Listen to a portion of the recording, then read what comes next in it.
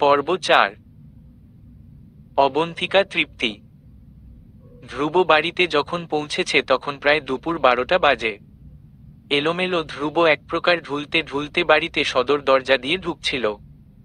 Drawing রুমে নিজের সৎ মা আর বাবাকে দেখে ধ্রুব সেখানেই দাঁড়িয়ে গেল। ধ্রুবর ফুরফুরে মেজাজ যা ছিল সেটা মুহূর্তের মধ্যে ধূলিসাৎ হয়ে গেল। ধ্রুব দাঁতে দাঁত পিষে ঘরে ঢুকল। সৌরভ ইয়ামিন ছেলের রাগান্বিত মুখটা দেখে তৃণার দিকে তাকালেন। তৃণা দুজন বাবা ছেলের মুহূর্তকার দ্বন্দ্ব দেখে অপ্রস্তুত ভঙ্গিতে উঠে চলে গেল পাশের রুমে। ওরা বাবা ছেলে এখন প্রতিবারের মতো অসভ্যদের ঊর্ধ্বে যত খারাপ ভাষা আছে সেগুলো নিয়ে তর্ক করবে। তৃণা সম্ভ্রাম পরিবারের মেয়ে, এসব কাঁচা ভাষা কখনো শুনে অভ্যস্ত নয়। অথচ এই একটা পরিবারে বিয়ে হয়ে আসার পর থেকে আজ অবধি কোনো লি বা কাঁচা ভাষা নেই যেসব ও শুনেনি। ধ্রুবকে শুরুতে নিজের আদর ভালোবাসা বোঝাতেও চেষ্টা করেছিল, কিন্তু ওই বেয়াদব একরোখা ছেলে বুঝেনি ওকে। বরং একবার সবার সামনে চরম অপমান করার পর তৃণা লজ্জায় আর এই ছেলের সামনে যায় না। মাঝে মধ্যে খারাপ লাগে ওর ডিভোর্স দিতে মন চায় সৌরভকে, কিন্তু শেষ অবধি সৌরভের মুখের দিকে চেয়ে পারে না। বুড়ো হচ্ছেন, ছেলে একটা থেকেও নেই। সেখান থেকে তৃণা চলে গেলে সৌরভ পাগল হয়ে যাবেন একাকিত্বে। তাই এখন ও মুখটা বুজে ও রয়ে গেছে। তৃণার চলে যাওয়ার দিকে চেয়ে রইল ধ্রুব। সৌরভ কফি খেতে খেতে পেপার হাতে তুলে নিয়েছেন। তৃণা এ বাড়িতে আসা উনার জন্যে স্বাভাবিক ব্যাপার হলেও ধ্রুবর জন্যে সেটা বিষ সমতুল্য। এই বাড়িটা ওর মায়ের হাতে সাজানো, সেখানে আরেকটা নারী এসে রাজত্ব চালাচ্ছে। ধ্রুব সেটা একদমই কেন যেন সহ্য করতে পারে না। ধ্রুব কুর্তার হাতা ফোল্ড করে এগুতে এগুতে বলল, ওই মহিলা আমার মায়ের বাড়িতে আজ কি করছে? ধ্রুব গিয়ে সোজা হয়ে দাঁড়ালো সৌরভের মুখোমুখি। জবাব চাইল তার তথাকথিত বায়োলজিক্যাল ফাদারের কাছে। ওর চোখ দুটো রাগান্বিত। সৌরভ পেপার হাত থেকে না নামিয়েই জবাব দিলেন, ও মহিলা না, তোমার ওকে ছোট মা বলা উচিত, অন্তত যতদিন আমি জীবিত আছি। ধ্রুব শব্দ করে হেসে ফেলে, যেন ভীষণ মজার কথা শুনে ফেলেছে ও। সোফায় বসে কুশন কোলে নিয়ে সেটায় হাত ঠেসে বসে হেসে হেসেই বলল, তোমাকেই বাবা মানি না, সেখানে আর ওই মহিলা? Jokes of the year. ধ্রুবর হাসি যেন সৌরভের সামনে ভীষণ চূড়ান্ত বেয়াদবি লাগল। সৌরভ পেপার নামলেন। ধ্রুবর ওই হাসি হাসি মুখের দিকে চেয়ে শান্ত গলায় বললেন, যাকে তুমি বাবা হিসেবে মানো না, তার টাকা পয়সার উপরেই তোমার এই ফুর্তিগুলা চলছে। বাবা না মানার সঙ্গে সেগুলো অস্বীকার করা উচিত তোমার, রাইট? ধ্রুব আবারও হাসল। তারপর হাসি থামিয়ে বলল, আমি অস্বীকার করছি। It like a give and take. আমি তোমার কাজে আসছি, তুমি আমাকে পয়সা দিচ্ছ। তুমি নিজেও জানো ধ্রুব নেই, তো তুমিও ফিনিশর। ধ্রুব নিজের গলার দিকে আঙ্গুল তুলে ইশারা করল। ওর চোখ দুটো হাসছে, যেন সৌরভকে চোখে আঙুল দিয়ে ইশারা করে বলছে, দেখ নিজের ছেলে আজ তোমার সঙ্গে কেমন ব্যবহার দেখাচ্ছে। মানুষ করতে পারলে না ছেলেকে। সৌরভের বুকটা ভার হয়ে আসছে, কিন্তু ধ্রুবকে সেটা বুঝতে দিলেন না। কাকে বোঝাবেন নিজের ব্যথাগুলো? এ মানুষ নয়, হয় না একটা দয়া মায়া নেই, না আছে কোনো কৃতজ্ঞতাবোধ। সৌরভ আবারও পেপার হাতে তুলেন। পেপার পড়তে পড়তে বললেন, কিছু বলতে এসেছ? ধ্রুবর মুখ এবার গম্ভীর হয়ে আসে। ও পকেট থেকে কতগুলো ছবি বের করে টেবিলের উপর ছড়িয়ে ফেলে দিল। পেপার থেকে চোখ সরিয়ে সৌরভ ছবিগুলোর দিকে তাকালেন। ছবির লোকজনের গোত্রাতের খবর উনার কানেও এসেছে, তবে তিনি সেটা জানেন। এসব ধ্রুবকে বুঝতে দিলেন না। ধ্রুব ছবিগুলোর দিকে দাঁতে দাঁত পিষে তাকিয়ে আছে। বলল, এই ছেলেগুলোকে আজ সন্ধ্যার মধ্যে আমার সামনে চাই, একদম ফিটফাট অবস্থায়। বাকিটা আমি দেখে নিব। সৌরভ ছবিগুলো হাতে নিলেন। ধ্রুব সোফায় হেলান দিয়ে বসল। সৌরভ ছবির ছেলেগুলোকে দেখে নিয়ে বললেন, এরা তো এমপি কামরুলের ছেলে পেলে। সেদিন আমার ফ্যাক্টরিতে ঝামেলা করেছিল। কথাটা কানে আসা মাত্রই ধ্রুবর রাগের পারদ হুট করে যেন চিরিক দিয়ে লাফিয়ে উঠল। ও হঠাৎ সৌরভের দিকে ঝুঁকে এসে হিসহিসিয়ে উঠল, হ্যাঁ, আজ তোমার জন্যে আমি একটা পুরো রাত সাফার করেছি। এখন তুমি এটার প্রায়শ্চিত্ত করবে।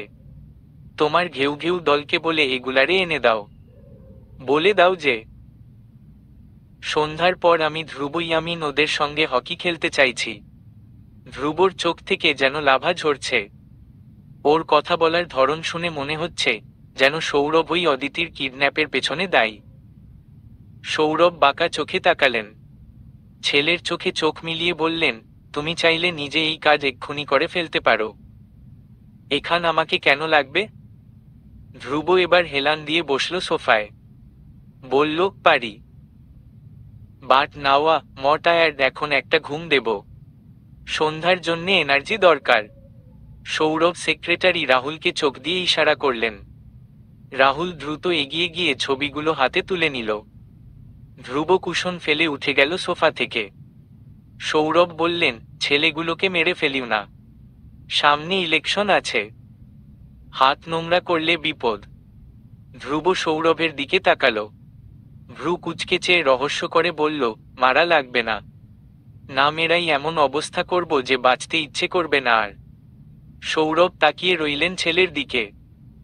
ধ্রুবর এমন আচরণের পেছনে মূল হোতা তো উনি নিজেই, তাই ধ্রুবর এমন কথা তাকে খুব একটা অবাক করতে পারল না। আর যেখানে বিষয়টা অদিতিকে ঘিরে, সেখানে এসব কিছু ভীষণ স্বাভাবিক ব্যাপার।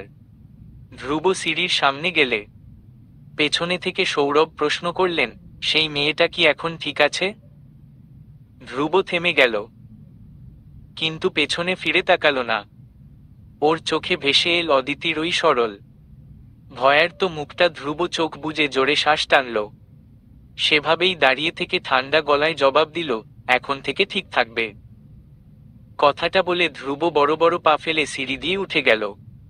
সৌরভ রাহুলের দিকে তাকালেন। রাহুল স্যারের তাকানোর উদ্দেশ্য বুঝতে পেরে চশমার আগা নাকের উপরে উঠিয়ে জবাব দিলেন, আজ প্রপোজ করেছেন ধ্রুব স্যার ওই মেয়েকে। সৌরভ ছেলের যাওয়ার দিকে চেয়ে থেজে জবাব দিলেন, নজরে রাখো। মেয়েটা আজ তোমার নজরে থাকা অবিস্থাত কিডন্যাপ কি করে হয়ে গেল, আমি তো সেটা চিন্তা করেই অস্থির। ঘোড়ার ঘাস কাটছিলে তুমি তখন। রাহুল আইপ্যাড হাতে কাচুমাচু গলায় জবাবই দিল, আপনি বলেছিলেন ওরা দুজন একসঙ্গে থাকতে নজর রাখতে। স্যার ওই দিন চলে এসেছেন, তাই আমিও। স্কেল। সৌরভ ধমকে উঠলেন। রাহুল কি বলবে খুঁজে পাচ্ছে না। সৌরভ টেবিল থেকে মোবাইল হাতে নিলেন। রুমে যাওয়ার আগে রাহুলের উদ্দেশ্যে কড়া গলায় বলে গেলেন, সামনে ইলেকশন, মেয়েটার উপর নজর রাখো। আরেকবার যদি ওই মেয়ে কিডন্যাপ হয়েছে, মনে রেখো ধ্রুব তাণ্ডব চালাবে বাড়িতে। এক রাতেই ওই মেয়ের জন্যে আগামী বছরগুলোতে কি করবে সেটা বুঝিয়ে দিয়ে গেছে। আমি কোনো রিস্ক নেব না। জি স্যার। রাহুল দ্রুত সায় দিল। অদিতি চা কেটলি থেকে কাপে ঢালছিল। চায়ের কাপ থেকে চা উপচে পড়ছে। ওর এতে মন নেই। মন তো দিয়ে বসেছে অন্য কাউকে। বারবার ধ্রুবর বলা, আই লাভ ইউ অদিতি, কানে সানাইর মতো বেজেই চলেছে ক্রমাগত। হাতে ওর কাজ ওঠে না, পড়াশোনা ভালো লাগে না। সারাক্ষণ চোখের সামনে বখাটে ধ্রুব এলোমেলো কুর্তা গায়ে হেঁটে বেড়ায়। তার ওই মদ্য কই চোখের চাওয়া, অদিতির ব্যান্ডেজে তার আঙ্গুলের ছোঁয়া, এসব কিছু অদিতির রাতের ঘুম হারাম করে দিয়েছে। ধীরে ধীরে অদিতি এলোমেলো হয়ে পড়ছে। ছন্নছাড়া বাঁধনহারা মনের বিবাদে ও ক্লান্ত ভীষণ। ওর অবস্থা করুন, একদিকে ওর পরিবার, অন্যদিকে প্রেম। দুদিকের দ্বন্দ্বে অদিতি মাঝখানে পিষে যাচ্ছে। এই অদিতি, চা পড়ে যাচ্ছে তো। তানিয়া অদিতিকে ধাক্কা দিয়ে উঠল। ভাবনার মধ্যেও চমকে উঠল অদিতি। দ্রুত হাত থেকে কেটলি রেখে দিল। পুরো চায়ে ভেসে যাচ্ছে টেবিল। অদিতি দ্রুত কাপড় এনে জায়গা পরিষ্কার করে ফেলল। তানিয়া এসব দেখছিল। ও বলল, তোর ইদানিং কি হয়েছে? এমন খুইয়ে খুইয়ে টাইপ হয়ে গেছিস কেন? অদিতি হাসার চেষ্টা করে চায়ের কাপ হাতে নিল। বিছানার দিকে এগিয়ে যেতে যেতে বলল, কই, তেমন কিছুই না। তানিয়া ওর বেডে বসে অদিতিকে দেখে যাচ্ছে। চা খেতে খেতেও মেয়েটা অন্যমনস্ক। তানিয়া হঠাৎ ঠোঁট টেনে হেসে বলল, তুই প্রেমে পড়েছিস নাকি রে? ধ্রুব ভাই জানে? অদিতি চমকে উঠে দ্রুততার সাথে জবাব দিল, না না, আমি ওমন মেয়ে নই। তানিয়া ভ্রু বাঁকালো, বলল, ওমন মেয়ে মানে? প্রেম করা প নাকি? অদিতি ঠান্ডা গলায় জবাব দিল, আমি যে জায়গা থেকে এসেছি সেই জায়গায় প্রেম শুধু প না, বরং মহাপা প। তুমি আমাদের বাড়িতে গেলে বুঝবে। তানিয়া অবাক হয়ে তাকালো অদিতির দিকে। এই যুগে এসেও এমন গ্রাম হয় নাকি? অদ্ভুত ব্যাপার। পর ও হঠাৎ ধ্রুবর কথা মনে পড়ায় গা ছেড়ে বেডে হেলান দিল ফোন হাতে। এক প্রকার অদিতির কথা উড়িয়ে দিয়ে বলল, তোর ধ্রুব ভাই আছে, তোর আবার কিসের চিন্তা? নিশ্চিন্তে থাক। তানিয়া ফোন দেখছে। অদিতি তানিয়ার দিকে চেয়ে বিড়বিড় করল, তাকে নিয়েই সবচেয়ে বড় সমস্যা আমার। তুমি যদি জানতে। তানিয়া ফোন দেখছিল। হঠাৎ ও এক প্রকার চেঁচিয়ে উঠে বসল। অদিতির দিকে ফোনটা বাড়িয়ে দিয়ে দেখালো, এই অদিতি, দেখ দেখ। অদিতি ফোনের দিকে ঝুঁকে লেখাগুলো পড়ছে। এমপি কামরুলের দলের 4 জন ছেলে নিখোঁজ, খুঁজে পাওয়া যাচ্ছে না 2 দিন ধরে। ক্যাপশনের নিচে ছেলেগুলোর ছবি দেওয়া। ছবির লোকগুলোকে দেখে অদিতি চমকে উঠে। এরা তো ওকে সেদিন কিডন্যাপ করে নিয়ে গেছিল। তানিয়া চোখ মুখ উজ্জ্বল করে স্বস্তির শ্বাস ফেলে বলল, দারুণ হয়েছে। এগুলো নির্ঘাত ধ্রুব ভাইয়ের কাজ। তোকে নিয়ে এক রাতেই যা করেছে, এরপর উনার আর রিস্ক নেওয়ার কথা না। তানিয়ার হেসে হেসে কথাগুলো বললেও অদিতির বুক কাঁপতে লাগলো। ও জিজ্ঞেস কর, ওরা কি বেঁচে থাকবে নাকি? তানিয়া গা ছাড়া ভাবে বেডে শুয়ে পড়ল। জবাব দিল, মনে তো হচ্ছে না। ভাইকে যেভাবে নাচিয়েছে, এতক্ষণে মনে হচ্ছে টপকে গেছে। অদিতির গাহিম হয়ে এলো। ওর জন্যে কিছু ছেলেকে ধ্রুব ন করেছে, আইন হাতে তুলে নিয়েছে। ধ্রুবর বাবা মন্ত্রী, চাইলেও ওদের সর্বোচ্চ শাস্তি দেওয়া সম্ভব ওদের মতো মানুষদের কাছে, কিন্তু ধ্রুব নিজে। অদিতির হয়রান লাগতে শুরু করলো। ও যা যা দেখছে এসব কিছু ওর হজম হচ্ছে না। ও দ্রুত টেবিলে থেকে পানির গ্লাস তুলে নিল। গলা শুকিয়ে যাচ্ছে। এমন পরিস্থিতিতে অদিতির কি করা উচিত? এই কোন পাগল প্রেমিকের খপ্পরে পড়ল ও? তারপর কেটে গেছে কটা দিন। অদিতি এখন বেশ সুস্থ, নিয়মিত ভার্সিটি আসা যাওয়া করছে। তবে ধ্রুবকে এড়িয়ে চলছে নিয়মিত। অদিতি চায় না সেদিনের ঘটনার পর ধ্রুবর মুখোমুখি হতে।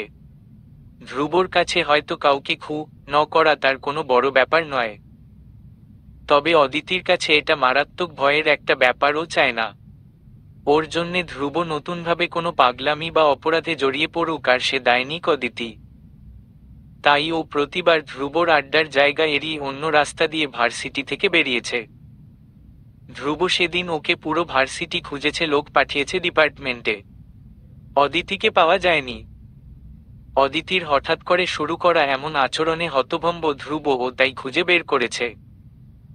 অদিতির হোস্টেলে ফেরার রাস্তা আজ। এখানেই বাইক নিয়ে দাঁড়িয়ে আছে ধ্রুব। ইয়ামিন উদ্দেশ্য অদিতি হায়াতকে জন্মের শিক্ষা দেওয়া, জানিয়ে দেওয়া। তার এসব উদ্ভট কাজগুলো ধ্রুবকে যেন আর না দেখায়। অদিতি আজও এই অন্য রাস্তা দিয়ে হাঁটছিল। হঠাৎ হাঁটতে হাঁটতে ওর চোখ গেল ওই রাস্তার মোড়ে। ধ্রুব দাঁড়িয়ে আছে, ওর চোখ দুটো অন্যরকম, ভীষণ, যেন এক্ষুনি খেয়ে ফেলবে অদিতিকে। ধ্রুবকে দেখেই সঙ্গে সঙ্গে অদিতির পা থেমে গেল। ধ্রুব বাইক থেকে নেমে দাঁড়িয়েছে। ওর রাগী চোখগুলো ধীরে ধীরে শান্ত হয়ে আসছে। মনে হচ্ছে কত কোটি বছর হয়ে গেছে ও দেখে না অদিতিকে। মেয়েটা শুকিয়ে গেছে অনেক। আজও সবসময়ের মতো ঢিলে সেলোয়ার কামিজ পরনে। ধ্রুব বারবার এই এক মেয়ের প্রতি এত মুগ্ধ হয় কেন? অদিতি নিজেকে সামলাতে পারছে না। পা বলছে উল্টো দৌড়ে চলে যেতে, অথচ হৃদয় বলছে, ধ্রুব কি আগের থেকে আরো সুদর্শন হয়েছে? এই ময়লা টি শার্ট, এলোমেলো চুল কি আগেও এত ভালো লাগতো? দুটি তৃষ্ণার্ত চোখ একে অপরের দিকে চেয়ে রয়েছে। কেটে যায় কয়েক পল। দুজনের খবর নেই। ডুবে আছে ওরা একজন আরেকজনের মাঝে। ধ্রুব ধীরে ধীরে এগিয়ে আসছে। অদিতির বুকটা আবারও থেমেছে। খানিক থেমেই শুরু করেছে লাফানো। ধ্রুব ধীর পায়ে এগিয়ে এসে অদিতির সামনে দাঁড়ালো। ওর চোখ গেল অদিতির কপালের ব্যান্ডেজে। ধ্রুব ছুতে চাইল হাত উঠিয়ে, কিন্তু অদৃশ্য অনধিকার বোধ ওকে আটকে দিল। ধ্রুব হাতটা আবারও নামিয়ে ফেলল। অদিতির চোখটার দিকে চেয়ে ঠান্ডা গলায় বলে উঠল, অবশেষে আপনার দেখা মিলে গেল। আমার তো উচিত এবার সিন্নি করানো, রাইট? ধ্রুব টিটকারি করে বলল এল। অদিতি চোখ নামিয়ে নিল।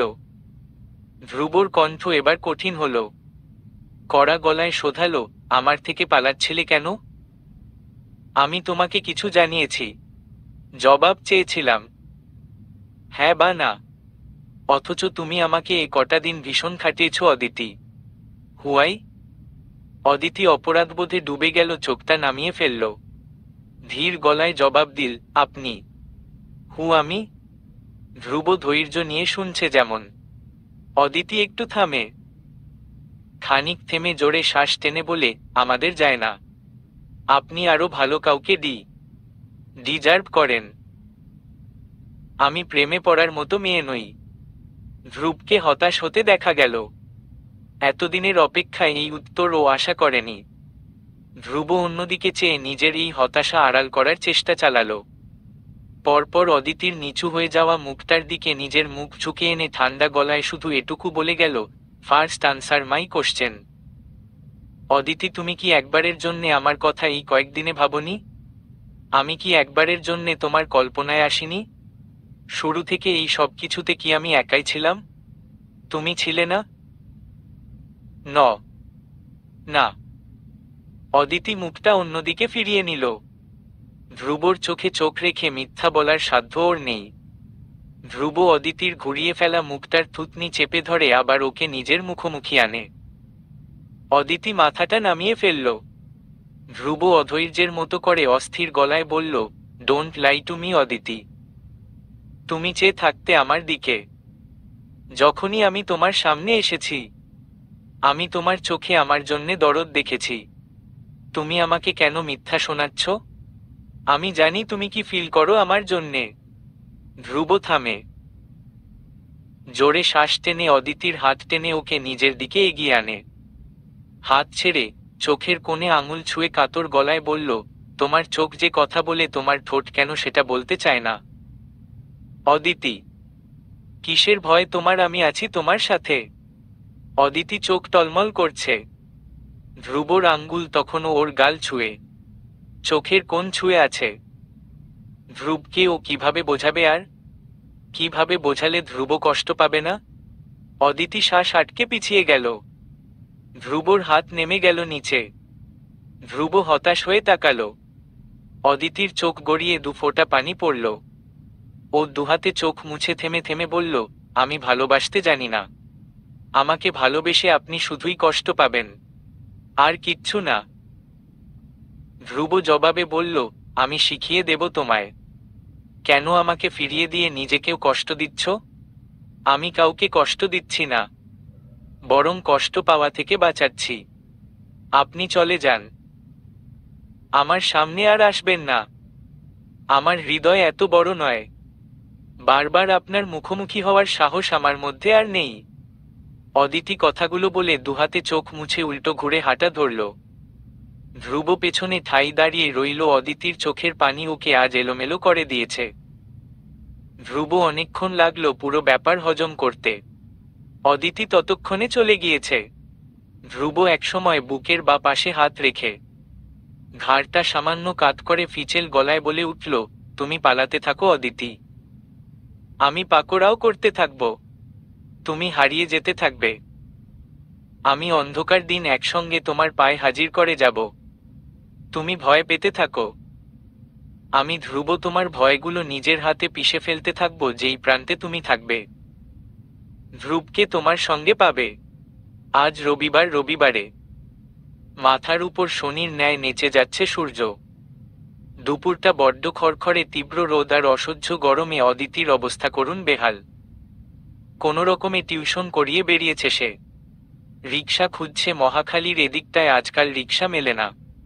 অদিতি কপালের ঘাম ওড়নায় আগায় মুছে, চোখ মুখ কুঁচকে ফেলেছে। হঠাৎ এক রিকশা ওর সামনে এসে দাঁড়ালো। রিকশাওয়ালা মামা রিকশার প্যাডেল থামিয়ে মুখে হাসি টেনে বললেন, ভাবি, চলেন আপনারে হোস্টেলে নামায় দেই। অদিতি ভ্রু কুচকাল। ভাবি শব্দটা ইদানিং ঘুমের মধ্যে ওর কানে বাজে। সারাক্ষণ ভার্সিটি রোডে এ না হলে ও ভাবি ডেকেই চলেছে। কোন ভাইয়ের বউ হয়ে আছে ও, খোদা জানে। অদিতি কাঁধের ব্যাগটা এক হাতে চেপে ধরে চাপা স্বরে ভ্রু কুচকে জিজ্ঞেস করল, আপনাকে কে পাঠিয়েছে মামা? ধ্রুব ভাইয়ে, বলে রিকশাওয়ালা ইশারা করল পেছনে। কাউকে খুঁজতে লাগলো যেমন। অদিতিও অবাক হয়ে পেছনে তাকালো, কেউ নেই সেখানে। ওর মুখ থমথমে হয়ে এলো। যা বোঝার সে বুঝে গেল, সে সামনে আসবে না। অথচ ঠিকই অদিতির আশেপাশে না থেকেও কেমন করে সে থেকে যায়। অদিতির ঠোঁটে না চাইতেন হাসি চলে এল পর পর ও নিজেকে শাসিয়ে। হাসি লুকিয়ে ভ্রু ট্রু কুচকে তাকালো। ওপাশ থেকে রিকশাওয়ালা মামা অদিতিকে এখনো সেভাবেই দাঁড়িয়ে থাকতে দেখে অবাক হয়ে বললেন, ভাবি আপনি যাইবেন না? ধ্রুব ভাইয়ে বকবো আমারে। আবারও এই অসহ্য ভাবি ডাক। অদিতি এবার কিছুটা কঠোর গলায় বলল, মামা, আমি বিয়ে করিনি আপনার কোনো ধ্রুব ভাইকে। আমাকে ভাবি আল্লাহর ওয়াস্তে ডাকবেন না। রিকশাওয়ালা মামা যেন ভারী অবাক হলেন অদিতির গরম গরম রাগ দেখে। উনি মিয়ে গিয়ে বললেন, ভাবি আপনাগো কি ঝগড়া হইছে? ঝগড়া করিয়েন না। ধ্রুব ভাইয়ে ভালা মানুষ, একদম মাটির মানুষ। রিকশায় উঠে আহেন। রোদে দাঁড়ায় আবার কিসের রাগ? অদিতির এবার ইচ্ছে হচ্ছে মাথার সবগুলো চুল টেনে ছিঁড়ে ফেলতে। ভাইয়ের নাই প্রেমের খবর, তার সঙ্গে আবার নাকি রাগ করাও হয়। অসহ্য এবং বিশ্রী রাগে মাথার ভেতরটা অবধি ধবধবিয়ে উঠল। অদিতি আর দাঁড়ালো না, দ্রুত উঠে বসল রিকশায়। ব্যাগ কোলের উপর রেখে বলল, মামা যান তো যান। মামার খুশিকে দেখে আজ অদিতিকে হোস্টেলে পৌঁছে দিতে পারলেই করকরে 1000 টাকার নোট মিলবে। এই সুযোগ হাতছাড়া করা যাবে না। রিকশাওয়ালা মামা ধ্রুবর নির্দেশ মতো শেষবারের রিকশা চালানোর আগে একবার অদিতির জামা ওড়না দেখে নিল। কোনোভাবে ওড়না ওর চাকায় আটকে গেলে মহা বিপদ হয়ে যাবে। ধ্রুব ভালোর ভালো, খারাপের খারাপ মাইল লাগাবে ধরে উনি সাবধানে সব দেখে নিয়ে স্বস্তির শ্বাস ফেলে রিকশা চালানো শুরু করলেন। অদিতি অস্বস্তি নিয়ে রিকশায় বসে আছে। ওর মনে চলছে অন্য ভাবনা। ধ্রুব এসব করে কি বোঝাতে চাইছে? সে কি সত্যি অদিতির প্রেমিক হয়েছে? অদিতি তাকে ফিরিয়ে দেবার পরেও ওর আশেপাশে থেকে ওকে এভাবে দুর্বল করে দিয়ে কি শান্তি পাচ্ছে ওই ছেলে? অদিতির বুকের মধ্যে ভোঁতা এক যন্ত্রণা হচ্ছে। ওর বেহায়া মন বারবার বেহায়া কিছু করে বসতে চাইছে, অথচ মস্তিষ্ক আটকাচ্ছে ওকে। মাঝ রাস্তায় অদিতির ফোনে কল এলো। রিকশায় বসে থেকেই ফোন রিসিভ করল সে। অদিতি সালাম দিল। ফাহিমা ওপাশ থেকে বললেন, কি রে মা, কবে আসবি বাড়ি? তোর কলেজ বন্ধ দিবে কখন রে?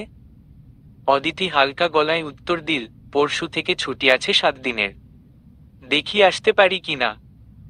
ফাহিমা এবার একটু দোনামোনা করতে লাগলেন, উসখুস করছেন কিছু বলার জন্যে।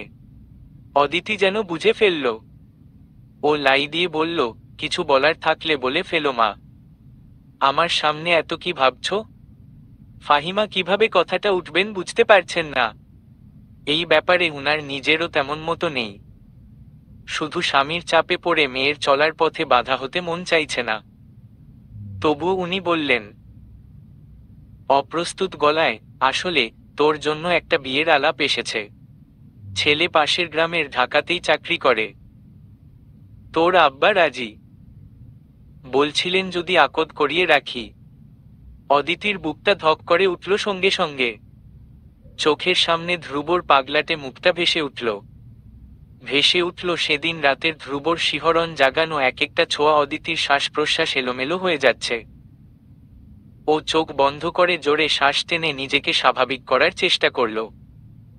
তারপর থেমে থেমে বলল, মা, এ এখনই এসব কেন? আমি তো এখনো পড়াশোনা করছি। ফাহিমা মেয়ের কথার উত্তরে কি বলবেন? খুঁজে পেলেন না। একই কথা উনি নিজেই স্বামীকে বলেছেন। তোফাজ্জল এক ধমকে চুপ করিয়ে দিয়েছে। ফাহিমা গলাটা নরম করে বুঝিয়ে বলার চেষ্টা করলেন, উঠিয়ে তো নেবে না রে। এবার বাড়ি এলে ওরা যদি দেখে পছন্দ করে তবে পরে কথা এগোবে। এই কথা শুনে অদিতির বাড়ি যাওয়ার যেটুকু ইচ্ছা ছিল তাও মুহূর্তেই শেষ হয়ে গেল। ওর এতদিন শুধু ধ্রুবর থেকে পালানোর জন্যে বাড়ি যাওয়ার জন্যে ছটফট করছিল। আর এখন সেখানেও আরেক বিপদ ছুটে আসছে। এখন কোথায় যাবে অদিতি? অদিতি যেটুকু বলার ছিল সেই কথাটাও মুখ থেকে বের করতে পারল না। বাড়ি না যাওয়ারও আর কোনো অজুহাত দেখাতে পারবে না। তবুও ও চেষ্টা করল, বলল, আমি রিকশায় আছি মা। আর এই মাসে ছুটি পাবো কিনা এখনো তো নিশ্চিত হয়নি। রুমে গিয়ে তোমার সাথে কথা বলি। ফাহিমা উত্তরে কচু বলার আগেই উনার কথার মাঝপথেই ফোনটা কেড়ে নিলেন অদিতির বাবা তোফাজ্জল। বাবার গমগমে গলা শোনার সাথে সাথে অদিতির শ্বাস আটকে এলো, গা কাঁপতে লাগলো। তোফাজ্জল ভালো মন্দ জিজ্ঞেস করার ধার ধারলেন না। শুরুতেই বলে ফেললেন, অদিতি তুমি পরশুর ট্রেন ধরে বাড়ি আসছো, আমি ছেলেদের কথা দিয়ে ফেলেছি, এখন তোমার বাবার মুখ রাখা উচিত তোমারই। আমি কি ঠিক বলছি? অদিতি কিছু বলার সাহস পেল না। হাত কাঁপছে তার। ও ভয়ে কাঁপতে কাঁপতে বলল, আমি আসবো আব্বা। তোফাজ্জলকে শান্ত হতে দেখা গেল। উনি গমগমে গলায় বললেন, তোমার ট্রেনের টিকিট আমি কেটে রেখেছি সামনের সপ্তাহে। সময় মতো চলে আসবে, আর রিকশায় বসে এত কথা বলার দরকার নেই। রুমে গিয়ে কল করো। অদিতি মাথা নাড়ল। তারপর সালাম দিয়ে কল কেটে দিল। ফোন কেটে ও ফোনটা দুহাতে শক্ত করে চেপে ধরল ধ্রুব। ধ্রুব পাগল হয়ে যাবে এসব শুনলে অদিতি। অদিতিও তো ঠিক নেই। ধ্রুবকে যতই ফিরিয়ে দিক, দিন শেষে যেটুকু ফেসে যাওয়ার ও তো ফেসেই গেছে। অদিতির চোখ টলমলে হয়ে যাচ্ছে, ও অনেক কষ্টে কান্না আটকে রাখল পুরোটা রাস্তায়। এদিকে ওদের পুরো কথোপকথন রিকশাওয়ালা মামা কান খাড়া করে শুনছিল। ধ্রুব সারাদিনের ছোটাছুটি শেষে সবে রুমে ফিরেছে। রুমটা ওর বড্ড অগোছালো, ড্রোয়ারের ওপর জিন্স শার্ট ছড়ানো, বিশাল আয়নার কোণে ঝুলিয়ে রাখা টাওয়াল, বিছানার একপাশে স্তূপ করে ফেলে রাখা কাপড় চোপড়। রুমে ঢুকেই এসব দেখে ধ্রুবর মেজাজ বিগড়ে গেল। ও ভ্রু ট্রু কুচকে মহা বিরক্ত হয়ে কাপড়ের স্তূপ একপাশে সরিয়ে বিছানায় বসল। বসে পুরো রুমটায় একবার চোখ বুলিয়ে দেখল। এলোমেলো রুমের দিকে চেয়ে থাকতে থাকতে হঠাৎ করে ওর মনে হলো, বিয়ে করার পর তার রুম তো আর কখনোই এমন থাকবে না। অদিতি তার গোলগাল নরম হাত দিয়ে ধ্রুবর রুমকে ঠিক গুছিয়ে নেবে। ধ্রুবকে অন্ধকার থেকে টেনে আনবে আলোর দিকে। অদিতির কথা ভাবতেই ধ্রুবর ঠোঁটে মৃদু হাসি ফুটল। ধ্রুবর এখন ইচ্ছে করছে অদিতির কাছে একবারে ছুটে যেতে। নতুন প্রেমে পড়লে কি মানুষ এমন পাগল হয়ে যায়? নিজের ভান্নাতেই নিজেই হেসে ধ্রুব মাথার চুল এক হাতে এলোমেলো করে ফেলল। তারপর হেসে আয়নার সামনে গিয়ে দাঁড়ালো। ভ্রু কুচকে নিজেকে আগাগোড়া দেখল। আজ রাজন বলছিল, ধ্রুব নাকি বদলে যাচ্ছে, প্রেমের সব সিমটম নাকি ওর মধ্যে প্রকাশ পাচ্ছে। ধ্রুব আয়নার সামনে দাঁড়িয়ে সেই সিমটমগুলোই খুঁজে চলেছে। তার মধ্যে কি সত্যিই অনেক পরিবর্তন এসেছে? প্রেমে পড়ে কি মানুষ এতটা পরিবর্তন হয়?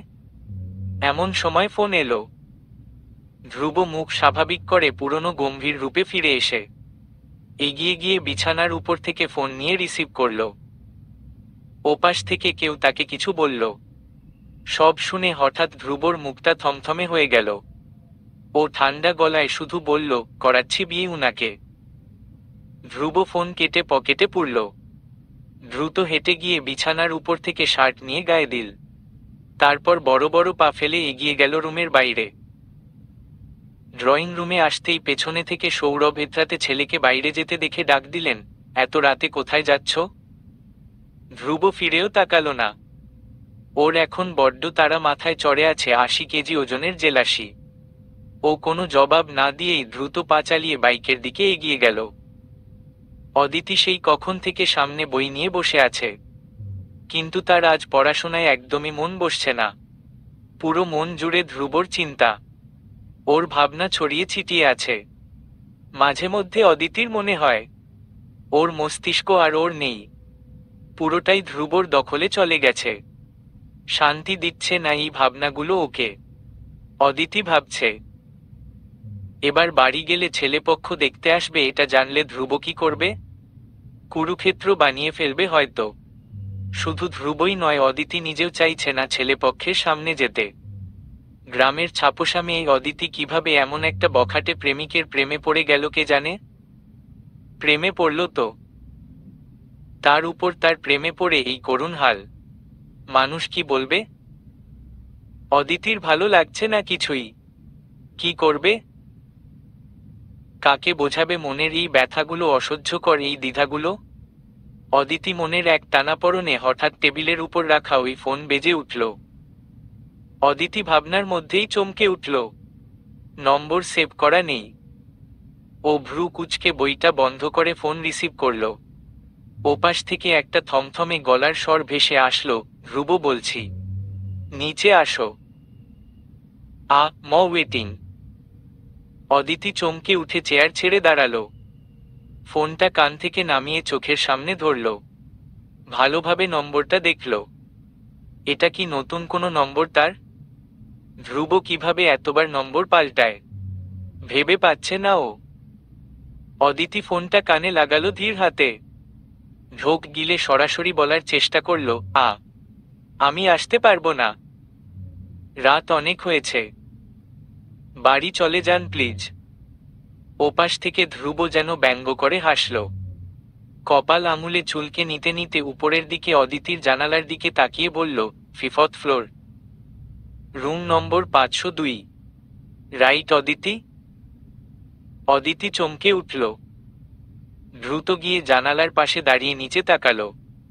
ধ্রুব ওর দিকেই চেয়ে আছে। অদিতি আতকে উঠে বুকে ফু দিয়ে সরে গেল আড়ালে। ভীতু গলায় বলল, আপনি কি বোঝাতে চাইছেন? ধ্রুব এবার কঠোর গলায় স্পষ্ট করে বলে ফেলল, আমি উপরে উঠব নাকি তুমি নিচে আসবে? আমাকে দয়া করে আর জ্বালিও না অদিতি, আমি জ্বললে ঝাঁঝরা করে ফেলবো তোমাকে, জানো তো। অদিতি ঢোক গিলল একবার বলে দিয়েছে, উপরে আসবে মানে চলে আসবেই। যা ঘাটতারা ছেলে। অদিতি অজুহাত দেখানো শুরু করল, এবার নিচে দারোয়ান আছে। ওপাশ থেকে ধ্রুব হাসে। কৌতুক শুনেছে যেমন তেমন করে বলল, আমার মতো দারোয়ানও তোমার জন্যে ওয়েট করছে, বেচারা ঘুমে ঢুলছে। নিচে নামো তুমি। দারোয়ান ওর নিচে নামার অপেক্ষা করছে? এটা কিছুতেই বিশ্বাস হচ্ছিল না অদিতির। এই দারোয়ান অনেক রাগী। রাত 10টা বাজলেই গেট বন্ধ করে ফেলে। রাত 11টায় কিভাবে তার জন্য গেট খুলে রেখেছে? ধ্রুব ততক্ষণে ফোন কেটে দিয়েছে। ফোন কাটার আগেও অবশ্য কয়েকবার শাসিয়েছে। ওদিকে অদিতির মন মানছে না। ভেতরের মন বলল, যা, প্রেমিক ধ্রুবের জন্যই তো মন খারাপ করে বসেছিলি এতক্ষণ। কিন্তু মস্তিষ্ক বলল, নিজেকে আটকে রাখো অদিতি, নিজের বিপদ তুই নিজেই ডেকে আনছিস। অতঃপর শেষ পর্যন্ত মনের কথাই জিতল। অদিতি চাদর দিয়ে পুরো শরীর ঢেকে মুখ লুকিয়ে বেরিয়ে এলো। গেইটের সামনে আসতেই দারোয়ান মুখ ভরে হেসে দরজা খুলে দিল। অদিতি শুধু অবাক হয়ে দেখছিল দারোয়ানের আচরণগুলো। গেইট পেরিয়ে আসতেই দূর থেকে ধ্রুবকে দেখতে পেল। ব্যাস, ওর মন বেপরোয়া গতিতে লাফানো শুরু করে দিল। অদিতি বুকের বা পাশে হাত দিয়ে চেপে ধরে চোখ বুজে জোরে জোরে শ্বাস টেনে নিজেকে ধাতস্থ করার চেষ্টা করল। তারপর চোখ খুলে ধীর পায়ে এগিয়ে গেল ধ্রুবর সামনে। ধ্রুব ওর দিকে পিঠ করে আছে। অদিতি আস্তে করে ডাকল, শুনছেন? ধ্রুব ঘুরে তাকালো। ধ্রুবর চোখ দুটো অদিতির চোখ আটকে গেল। দুজনেই ভেসে গেল এক অন্য দুনিয়ায়, অদিতির মাথা ঢেকে রাখা চাদরে। ধ্রুবর মাথায় ক্যাপ। অন্ধকারে দুজন দুজনের চোখে কি এমন দেখল কে জানে। দুজনের মধ্যে একে অন্যের জন্যে যেটুকু রাগ, ঈর্ষা ছিল সব দূর দূর করে পালিয়ে গেল। বাকি যেটুকু থাকল সেটুকু শুধুই ভালোবাসা, একজনের প্রকাশিত প্রেম। অন্যজনের অপ্রকাশিত। অদিতি নিজের চোখ বড্ড কষ্টে সরালো। অন্য পাশে চেয়ে হৃদয়ের যন্ত্রণা চেপে ধীমে গলায় জিজ্ঞেস করল, কেন ডেকেছেন? ধ্রুবর ধ্যান ফিরল। ও চোখ সরিয়ে অন্যদিকে চেয়ে নিজেকে স্বাভাবিক করার চেষ্টা চালালো। তারপর আবার তাকালো অদিতির দিকে। ধীরে ধীরে ওর চোখে সেই ৮০ কেজি ওজনের জেলাসি ফুটে উঠল। ধ্রুব ঠান্ডা গলায় বলল, ছেলেটা কি করে? ওই সাকি আমার চেয়েও অনেক বেশি তোমায় ভালোবেসে ফেলেছে? অদিতি শুরুতে বুঝতে পারল না ধ্রুব কি বোঝাতে চাইছে। ও অবাক চোখে ধ্রুবর দিকে কিছুক্ষণ চেয়ে রইল। জিজ্ঞেস করল, কোন ছেলের কথা বলছেন? ধ্রুব এবার নিজেকে আর দমিয়ে রাখতে পারল না। অদিতির হাত টেনে ধীরে নিজের সঙ্গে ওকে মিশিয়ে নিল। অদিতির বাহু দুহাতে দুদিকে চেপে ধরে চোখে চোখ মিলিয়ে চেঁচিয়ে বলে গেল, শুধু নিজের ঈর্ষার কথা, কোনো ছেলেপক্ষের সামনে তুমি একদম বসবে না অদিতি। কসম তোমার। যদি বসো, তুমি জানবেও না আমি ওই ছেলেকে কি করে ফেলব। আমি ধীরে ধীরে নিজের রাগ কন্ট্রোল করছি। জাস্ট বিকজ অফ ইউ আমাকে আমার পুরনো রাগ ফিরিয়ে আনতে বাধ্য করিও না অদিতি, প্লিজ। ধ্রুবর রাগের পারদ লাফিয়ে লাফিয়ে উঠছিল। ও অদিতির সামনে নিজের রাগী সত্তা প্রকাশ করতে চায়নি, কিন্তু ও নিজেকে আটকেও রাখতে পারেনি। অদিতি বড় বড় চোখে ধ্রুবর রাগ আর ঈর্ষা দেখছিল। ধ্রুবর এই অস্থিরতা দেখে অদিতির ভেতর নড়ে উঠল যেমন। ও ভয়ার্ত মুখে ধ্রুবকে দেখছিল। অদিতির ভয়ার্ত মুখ দেখে আচমকা ধ্রুবর ওর হুঁশ ফিরল। কি করছিল ও এতক্ষণ? ধ্রুব ওর চোখের দিকে চেয়ে আচমকা ওকে ছেড়ে দিল, এলোমেলো দৃষ্টি ফেলে। নার্ভাস গলায় নিচু স্বরে বলল, সরি। তারপর ও পেছনে ঘুরে দাঁড়িয়ে গেল। কোমরে হাত রেখে জোরে জোরে শ্বাস ফেলতে লাগল। ধ্রুব চোখ বুজে নিজের রাগটুকু সামলাচ্ছিল, আর অদিতি শুধু অবাক চোখে ওকে দেখে যাচ্ছিল। ধ্রুব এই প্রথমবার ওর উপর এমন রাগ দেখালো। এসব কি শুধুমাত্রই অদিতি ছেলেপক্ষ দেখতে আসবে সেজন্যেই? অদিতির হঠাৎ কি যে হলো? ও নিজের অজান্তেই হাত বাড়িয়ে ধ্রুবর বাহু স্পর্শ করল। ধ্রুব অবাক হয়ে ফিরে তাকালো ওর হাতের দিকে একবার তাকিয়ে অদিতির চোখের দিকে তাকালো। অদিতি ধ্রুবকে শান্ত করার ভঙ্গিতে বলল, একটু শান্ত হন প্লিজ, আমি রাজি নই এই বিয়েতে। আমি পুরো ব্যাপারটা বুঝিয়ে বলছি। ধ্রুব স্থির দৃষ্টিতে চেয়ে রইল। ওর চোখ দুটো অদিতির চোখে আটকে আছে। অদিতির হাতটা তখনও ধ্রুবর শক্ত বাহু ছুঁয়ে আছে। দুজনেই দুজনের চোখের দিকে চেয়ে। তারপর হঠাৎ ধ্রুবর পুরুষালী মনে মনে খুশি দৌড়ঝাঁপ করে উঠল। তার অদিতি কি আজ তাকে কৈফিয়ত দিচ্ছে? এই অধিকার কি সে ফাইনালি পেয়েই গেছে? রাত বাড়ছে। অদূরে থেকে কটা কুকুরের ডাক ভেসে আসছিল। অদিতি ধ্রুব হাঁটছে ফুটপাত ধরে। অদিতির গা চাদর দিয়ে ঢাকা। ধ্রুবর মাথায় ক্যাপ। অদিতি দুহাতে গায়ের চাদর শরীরের সঙ্গে চেপে ধরে জোরসড় ভঙ্গিতে হাঁটছে। ওর পেছনে ধ্রুবর মুগ্ধ চোখ দুটো অদিতির পিঠে ঝুলানো বেনুনি দেখছিল।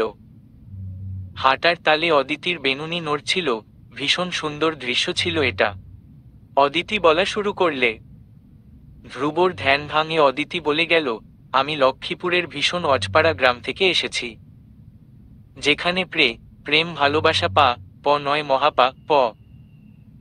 ধ্রুব অবাক হয়ে তাকালো অদিতির দিকে। অদিতি ঢোক গিলে আবারও বলতে থাকে, আমাদের গ্রামে একটা ছেলে মেয়েকে একসঙ্গে সন্দেহভাজনভাবে দেখা গেলে ওদের নিয়ে গ্রামের পঞ্চায়েতে সালিশ বসানো হয়। নিষ্ঠুরভাবে অপমান করা হয় ছেলে মেয়ের দুই পরিবারকে।